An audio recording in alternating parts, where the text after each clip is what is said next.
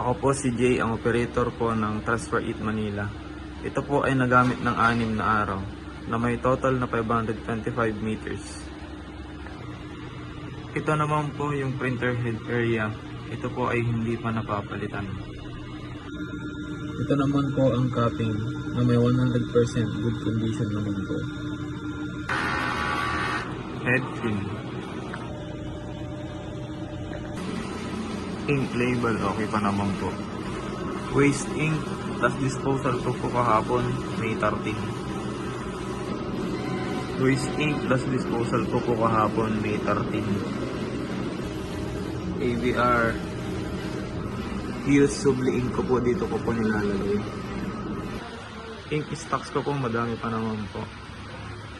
Subli 1.55 at 1.65 po.